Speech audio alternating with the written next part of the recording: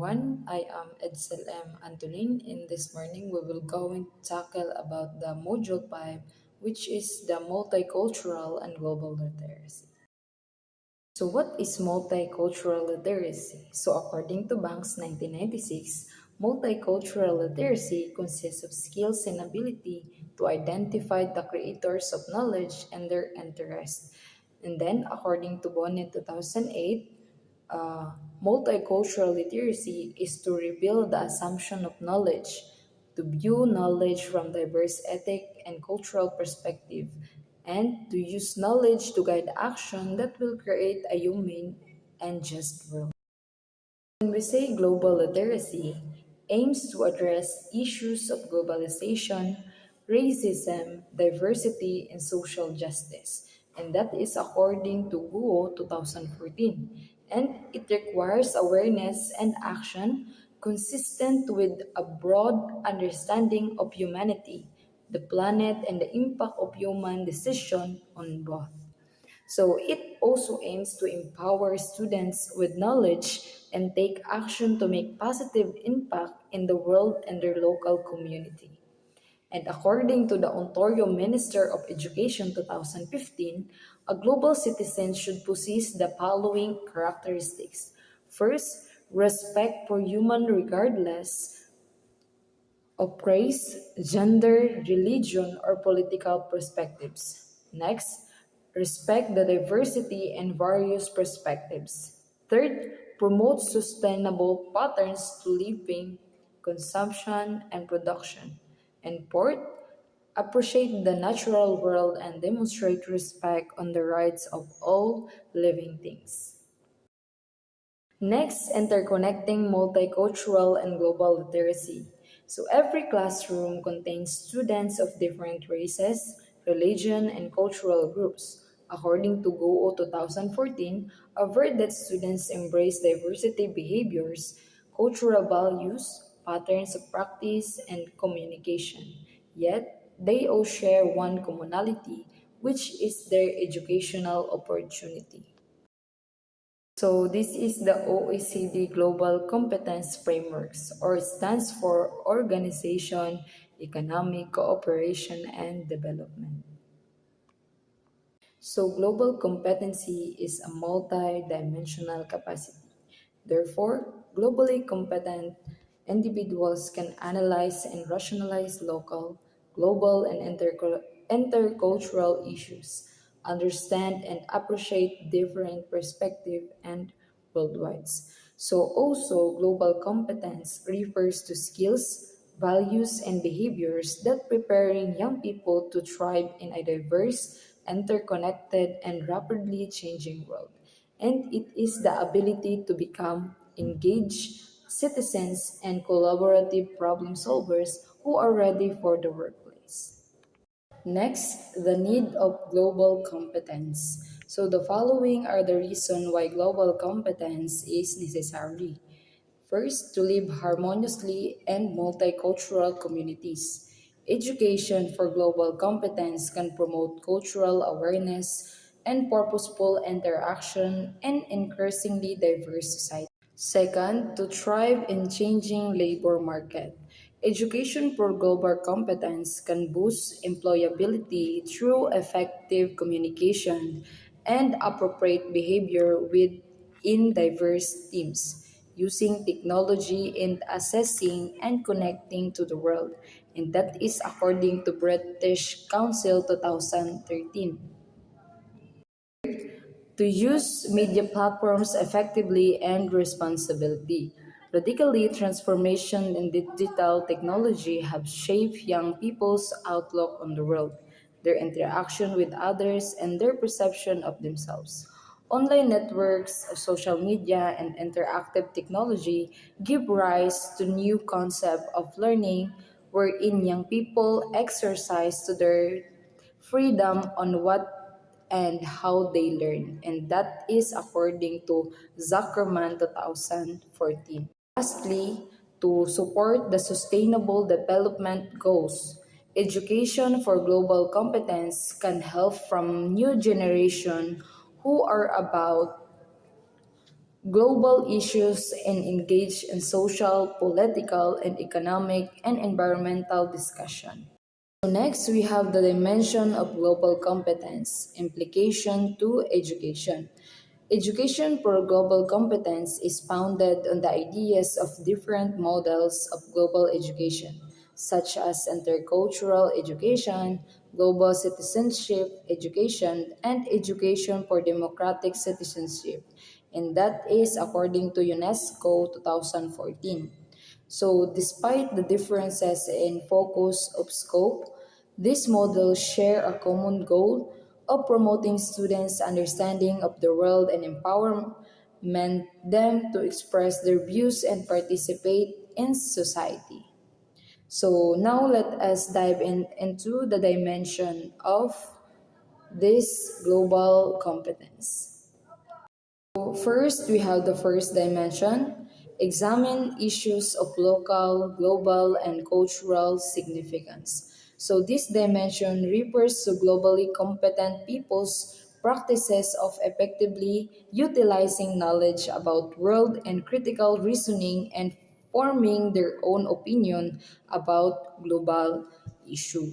So, people who acquire a mature level of development in this dimension use higher order thinking skills such as selecting and weighing appropriate evidence to support argument about global development.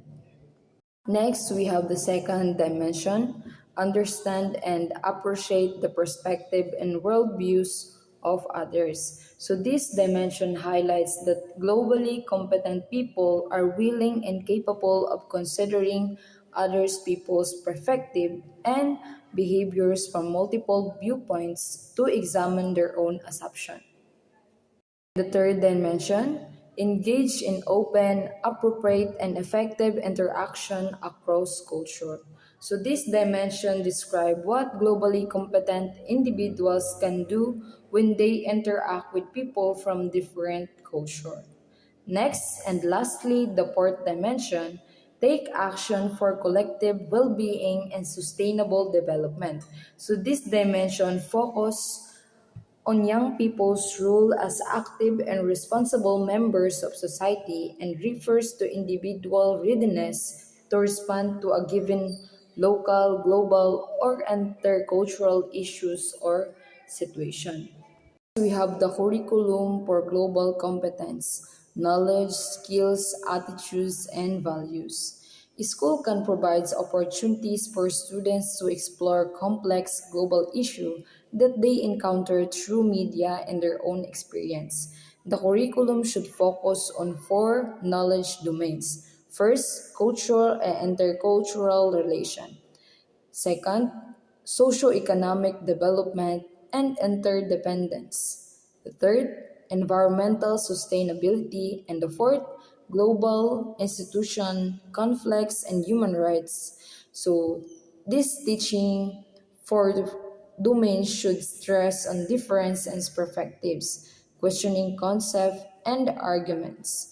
Students can acquire knowledge in this domain by reflecting by their own cultural identity and that on their peers by analyzing common stereotypes towards people and the community or by analyzing related cases of cultural conflict. Next is skills to understand the world and to take action. Global competence builds on a specific cognitive, communication, and emotional skills. So, effective education for global competence gives students the opportunity to mobilize and use their knowledge, attitudes, skills, and values together while sharing ideas and global issues and in and outside of school or interacting with people from different culture backgrounds. So next we have the knowledge about the world and other culture. Global competence is supported by the knowledge of global issues that affect lives locally and around the globe, as well as intercultural knowledge or knowledge about the similarities difference and relation among this culture. Can be done through the following strategy according to OECD 2018. So first, perspective taking refers to cognitive and social skills of understanding how other people think and feel. Next, adaptability refers to the ability to adapt system thinkings and behaviors to the prevailing cultural environment or the situation and context that can present new demands of challenges. Openness, respect for diversity, and global mindedness. So, globally competent behavior requires an attitude of openness towards people from other cultural backgrounds, and attitude of respect for cultural difference, and attitude for global mindedness, such as attitude that can be fostered explicitly through participatory and learning centered as well as through a curriculum characterized by fair practice and an accommodating schools climate for all students. So, openness toward people from other cultural backgrounds involves sensitivity towards curiosity about the willingness to engage with other people and other perspective on the world. And that is according to Byram 2028 Council of Europe 2016. Next, respect consists of a positive regard for someone based on judgment of intrinsic worth. And next, global mindedness is defined as worldview in which one sees him or herself connected to the community and feels a sense of responsibility for its member. Next, we have global understanding. Understanding is the ability to use knowledge to find meaning and connection between different pieces of information and perspective. The framework distinguishes four interrelated cognitive process that globally competent students need to use to understand fully global or intercultural issues and situations. So first, the capacity to evaluate information. Next, second, the capacity to analyze multiple perspectives and worldviews.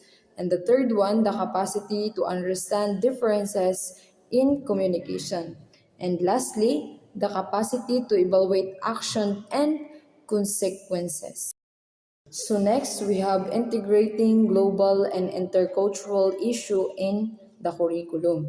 So for global education to translate abstraction in action, there is a need to integrate global issues and topics into existing subject.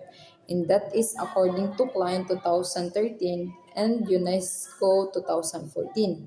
In practice, content knowledge and related to global competence is integrated in curriculum and taught in specific courses. So therefore, students can understand those issues across ages, starting in early childhood when presenting them in developmental appropriate ways. Next, we have the pedagogies for promoting global competence. So various student-centered pedagogies can help students develop critical thinking along global issues, respectfully communication, conflict management skills, perspective taking, and adaptability. So when we say group-based cooperative project, can improve reasoning and collaborative skills. It involves topic or theme-based tasks suitable for various levels and ages. Next, we have the class discussion is an interactive approach that encourages proactive listening and responding to ideas expressed by peers. Next is the service learning. Is another tool that can help students develop multiple global skills through real-world experience. Next, we have the attitudes and values integration towards global competence. Values and attitudes are partly communicated through the formal curriculum and also through ways in which teachers and students interact. how discipline is encouraged, and the types of opinions and behavior that are validated in the classroom. Therefore, recognizing the school and classroom environments' influence on developing students' values would help teachers become more aware of the impact of their teaching and the students. Conclude my report. Thank you for watching.